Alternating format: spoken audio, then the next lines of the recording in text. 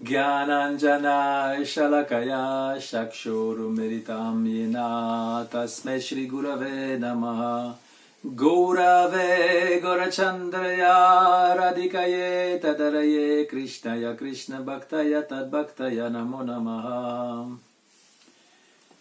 So today, still in the subject of the Jiva in Vedanta Sutra, in the second chapter, then we are going to ask ourselves the question of the origin of the Jiva.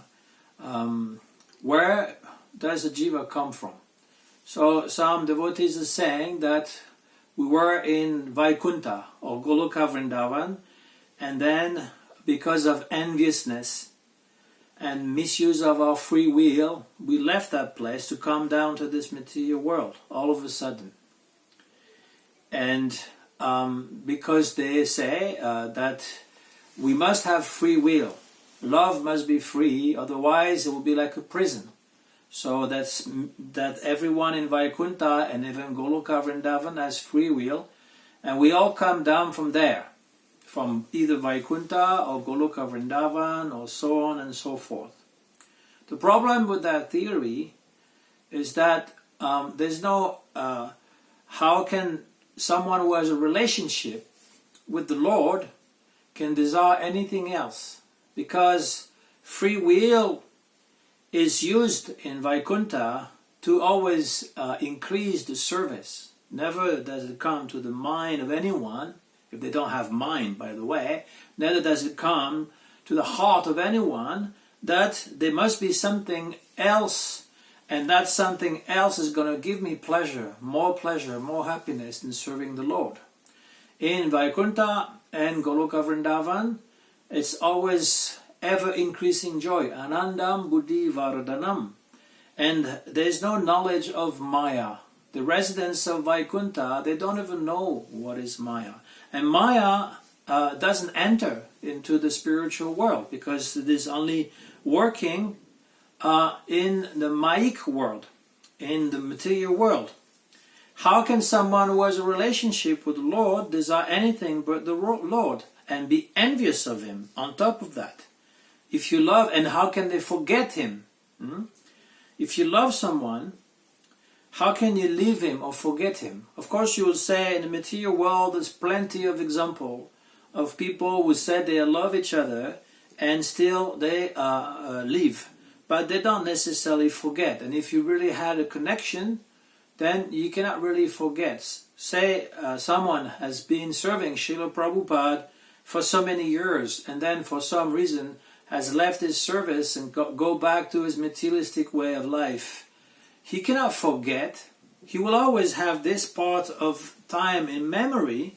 He cannot really forget. So what about the spiritual world? How can we think that a nitya mukta, an eternally liberated person, forget Krishna in an instant, just like you switch off, you turning the switch, like this suddenly.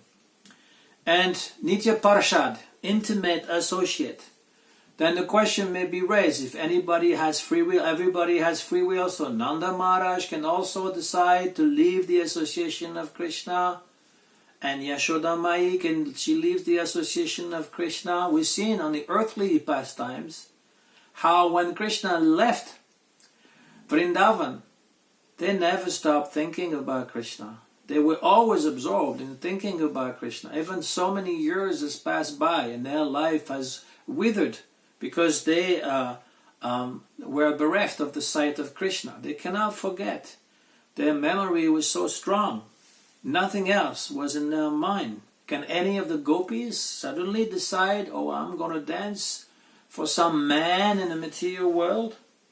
So some justification are given by those who support the theory that we fell down from Goloka Vrndavan or from Vaikuntha. They say, in the third canto, there's a story of Jai and Vijay. Jai and Vijay, they are the doorkeepers in Vaikuntha. And they are cursed by the four Kumaras because they didn't allow them to enter. They are cursed to fall down into this world. And Shri Narayan, he agrees with this, so they have to fall down. Well, first of all, they were not envious of the Lord. They didn't make real offense. And secondly, this is the pastime, because no one can go to Vaikuntha unless he's qualified to go. So the 4 Kumaras, they were almost qualified, but they didn't enter because of the 2 doorkeepers saying, you cannot come in. So Narayan, he wanted to fight. He wanted to have this fight. He had this desire of the fighting spirit. But he cannot fight in the spiritual world. So he decided, my 2 servants, they're going to come for me, and they will assume the nature of demon, and after 3 births they will come back to their position. And they agreed, and even actually they were given a choice. You can come down to this world, 7 births as Brahmana and good devotees, all 3 births as a demon. And they chose the 3 births of a demon, said this is good enough. It won't be as long of a separation from the Lord. We can be again with Him. Vaikuntha means no anxiety. And if Maya can come and we can fall down as easily than that, then it is not Vaikuntha. There's fear. Anybody can fall down at any time. So this story of Jai and Vijay doesn't apply to a theory of falling down from Vaikuntha. They give another example of Gopakumar. Gopakumar in the Brihad Bhagavatamritam, Sanatana Goswami is writing this story of a Brahmana who actually always is going up. First of all, he becomes in charge of Jagannath Puri. Then he becomes the king of Jagannath Puri, in charge of the temple worship. Then he becomes Indra, worshipping the Lord in Swarga. Then he becomes Brahma. Then he goes to Shiva Loka. Then he goes all the way up to Vaikuntha. And all the way up, he's still not satisfied in Vaikuntha, and he finds himself finally in Goloka Vrndavan. So this is called krama mukti, gradual liberation. And when Krishna sees him, he says, "Oh Shridam," Shridam is the brother of Radharani, "now I have found my friend Sarupa," because his name is Sarupa in Krishna Lila, who is a brilliant sun shining on the lotus feet of our family, of your family. So those who support the theory that the Jiva has fallen from Goloka Vrndavan, they say, look, his real name is Sarupa, and in the material world this was this Gopakumar name. Now he's called Sarupa, and Krishna is saying, oh, you have come back. But in a Sanskrit, the word come back is not used. He says, I have found my friend Sarupa, and he's telling Shridam, he's in your family. But he has to tell him because he doesn't know. Shridam doesn't know. Krishna is saying to all of his friends, oh, now I have found my friend Sarupa.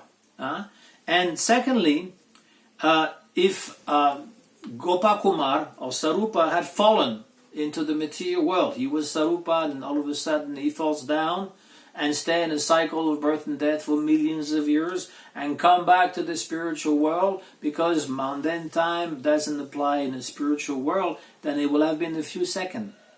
And nobody will have noticed he disappeared. So they will not say, oh, he has come back. Then if you read further on in Brihad Bhagavatamritam, there are other words which contradicts completely the downfall theory. Because when Gopakumar goes to Vaikuntha, then the Lord is addressing him. Swagatam, swagatam, vatsa, dishtya, dishtya, bhavan maya, sangatotra, tradikshayam, shira mukta, mutkantintenai. Vishnu is saying, welcome, welcome, O dear one. I have been eagerly awaiting to see you for a long time. Now, by great fortune, I have met you. Utkantitena, very eager. Since a long time, I wanted to fall down. So he's saying the same thing as Krishna. And when Gopakumar is going to Ayodhya, the planet of Rama, same thing. Lord Rama is saying, "Oh, my best friend, welcome to you. You have come here out of affection for me. This is very auspicious. Please stay here. I am your old friend." So then, if Gopakumar, how could he have a relationship in Vaikuntha, in Ayodhya, in Goloka Vrndavan, and every time being welcome, "Oh, you are my dear friend, my old friend"? Was he simultaneously in all those places? Did he fall down first from Goloka Vrndavan, then fall down from Ayodhya, then fall down from Vaikuntha? This doesn't make sense at all. Like you going down, down, down, down, down, just like he went up, up, up, now he's going down, down, down. How can Rama could tolerate the offense that he could make to Krishna? How can Vishnu tolerate the offense that he could make to Ramachandra? Or did he fall down simultaneously? Because in Jai-Vijay it says that you can be simultaneously in Gora Lila and Krishna Lila. So maybe he was in different Lila at the same time and he fell down all of a sudden. Wow, this is very scary. That you have so much power that you can multiply yourself in different selves and you can fall down all at once, forgetting all of this coming down to this material world. So this is not really a proof of a downfall theory. Srila Jiva Goswami, like we've seen the other day, is saying in the Paramatma Sandarbha, the quality of Jiva, just like Vedanta Sutra says, Jiva is an amsha. But an amsha of what?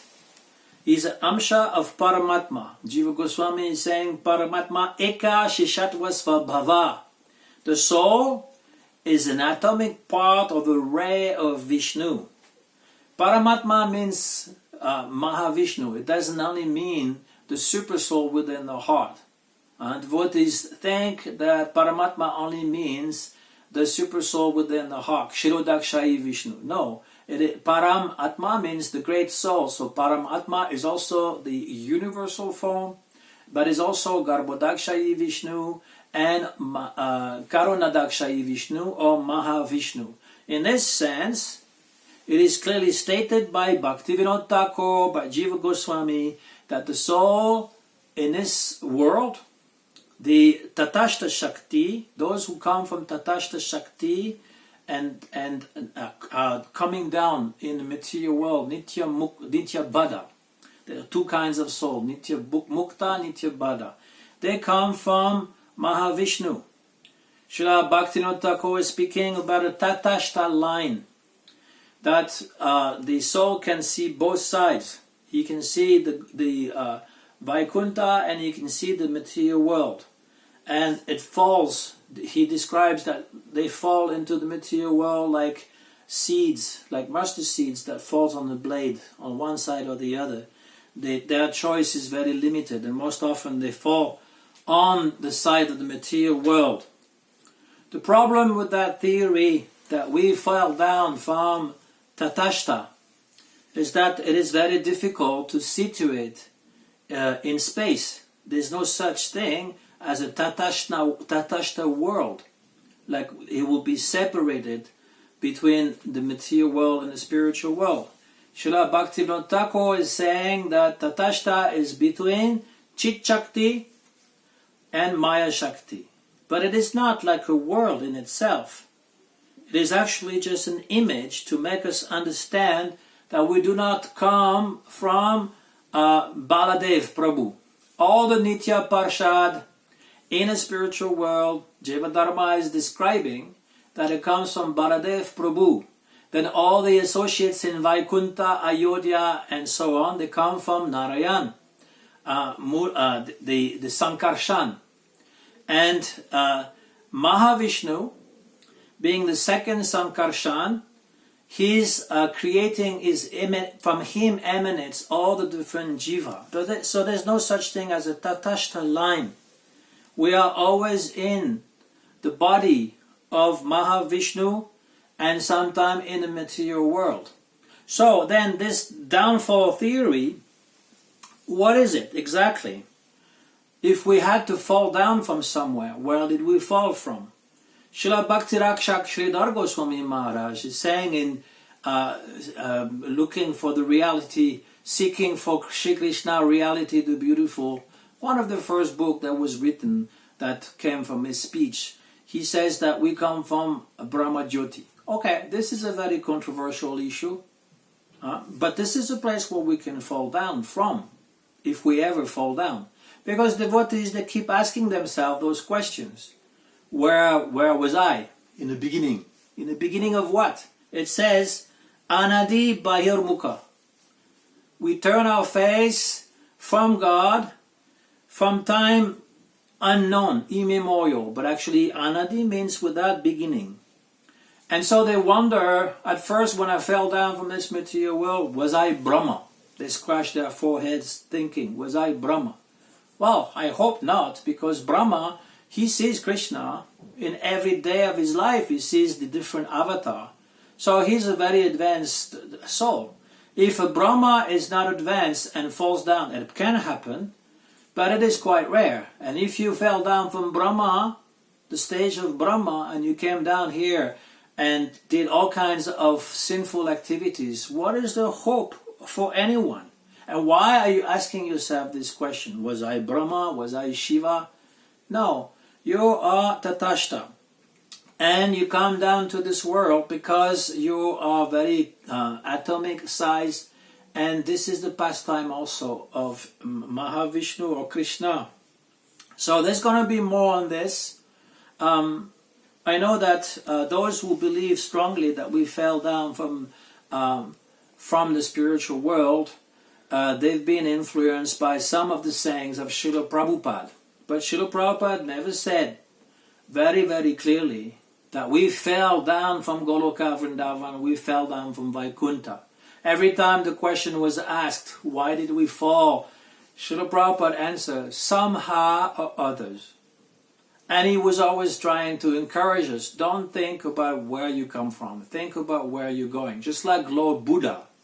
When he was asked questions, he says, those questions are not important. Don't try to understand all this metaphysical reality. Just try to liberate yourself. Of course, Buddha was limited in his knowledge. But Srila Prabhupada was using preaching tactic. And he also used this mythology coming from the Bible. In the Bible, it says that Adam and Eve, they were in a world where God could walk freely in the garden. And they were very innocent, quite ignorant. And so they have transgressed what God told them not to do. They eaten the forbidden fruit, and then they were kicked out of the paradise. But this paradise is on earth, and Adam and Eve do not have a very, very special relationship with God. They are quite ignorant. So this is a totally different thing. But we are accustomed with this myth. So Srila Prabhupada, he had this way of saying that, well, we were envious. We have been envious of God. That's why we come to this material world. There's more, next time we'll talk a little more about what Srila Prabhupada said and how it was interpreted. But according to Jiva Goswami and Srila Bhaktivinoda Thakur, it's clear that we come from Mahavishnu and we are in this material world. Panchakalpa Tarubhyacha Kripa Sindhu Bhaivacha Patitanam Pavanebhyo Vaishnavebhyo Namo Namaha.